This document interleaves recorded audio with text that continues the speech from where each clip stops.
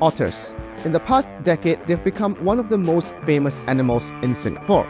They swim through our reservoirs, trot across park connectors, and even appear in the news, in memes, and in National Day parades.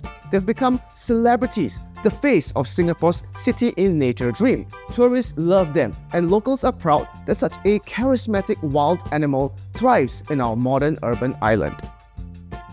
But not everyone is a fan. If you ask some fish pond owners, ornamental koi keepers, or people who've had otters raid their private estates, they'll tell you a very different story. To them, otters are not cute. They're pests. They've caused thousands of dollars in losses, destroyed entire koi ponds in a single night, and stirred conflict between humans and wildlife. For those people, the thought of otters disappearing from Singapore might sound like a blessing. But here's the question: what if it actually happened? What if all the otters were gone tomorrow? Would things get better, or would we end up with a whole new set of problems we did not see coming? Before we begin, for those new to my channel, my name is Terrence and I've been a wildlife photographer and videographer here in Singapore for the last 10 years. I've worked with multiple brands and organizations to create content around wildlife and wildlife photography, and my aim is to spread awareness about the biodiversity both here in Singapore as well as around the world. And now, let's imagine the otters disappeared tomorrow. Otters are apex predators in Singapore's waterways. They primarily eat fish, and not just any fish.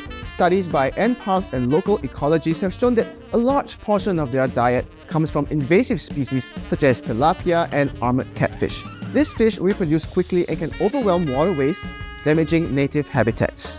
Without otters hunting them, invasive fish populations could boom.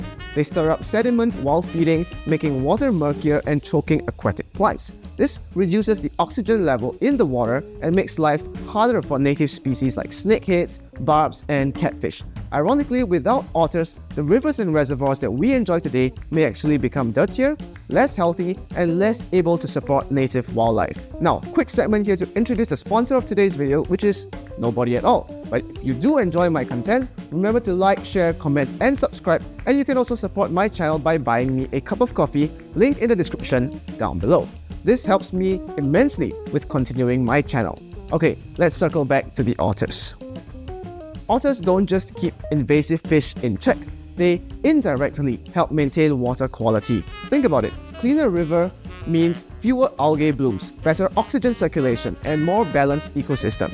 That balance benefits everything from dragonflies to herons to monitor lizards. If otters disappeared, invasive fish would likely multiply, uproot plants, and reduce biodiversity in waterways. This could also affect reservoir health, and in a country that relies heavily on clean water for both recreation and drinking, that's a hidden consequence few people might expect. Otters are more than just animals. They've become part of Singapore's identity. Think of how often they appear in media. Otters crossing streets in the CBD, families of otters swimming through Marina Bay, or viral TikToks of them sliding down grassy banks. They are basically global icons at this point. And if otters disappeared, Singapore would lose one of its strongest symbols of being a city in nature. Our reputation as a modern city that lives side by side with wildlife would feel a bit emptier. It's not just about tourism either. For many locals, otters have rekindled pride and fascination in Singapore's biodiversity. Their disappearance would be a cultural loss that goes far beyond the ecosystem. Now, without otters around, the prey that otters normally target would initially see a sharp population increase. At first glance, this might look like an abundance of food for everyone else, but ecosystems are rarely that simple. Once otters are gone, other predators would quickly move into their open niche. Water monitor lizards, which are already common around Singapore's canals and reservoirs, would face less competition and could expand their territories. Large predatory fish such as snakeheads, which also compete with otters for food, might thrive as well. Even riverine birds such as herons could suddenly find more easy meals and raise more chicks successfully. This might sound like a positive outcome, but population booms can easily tip into imbalances. For example, water monitors are less selective hunters than otters. They will raid bird nests, eat turtle eggs, and scavenge carrion. A surge in their numbers could put new pressure on bird populations or other smaller reptiles. Similarly, if predatory fish like snakeheads dominate, they could outcompete native species and reduce overall diversity in the waterways. In short, the absence of otters might trigger a cascading shift in predator-prey dynamics, where some species flourish too much, while others collapse. And here's something most people wouldn't expect. When one dominant predator like the otters disappear, it can cause what ecologists call a trophic cascade. This is when the effects ripple down multiple levels of the food web. More herons and monitors might seem like good news, but they might not regulate invasive fish as effectively as otters do. Instead of balance, you get instability, bursts of overpopulation, sudden crashes, and unpredictable shifts in species composition. The end result might not be more wildlife, but rather less stable wildlife communities, with long-term consequences for Singapore's fragile wetland ecosystem. Another surprising thing is that removing otters could actually make human-wildlife conflicts worse.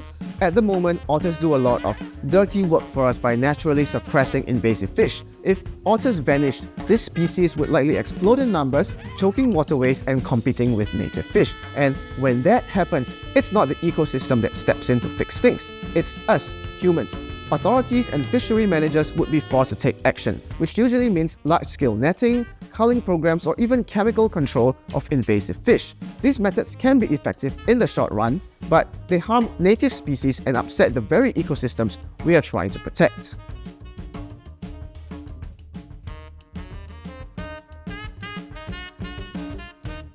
So, what happens if otters disappear from Singapore? At first, it might look like a victory for koi pond owners and people tired of seeing otters in the news.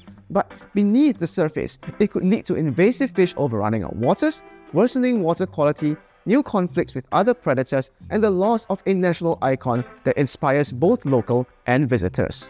Now, otters are not perfect. They can be destructive, and coexistence with humans isn't always easy. But their role is far bigger than just being cute animals. They are regulators, ecosystem engineers, and cultural ambassadors all rolled into one.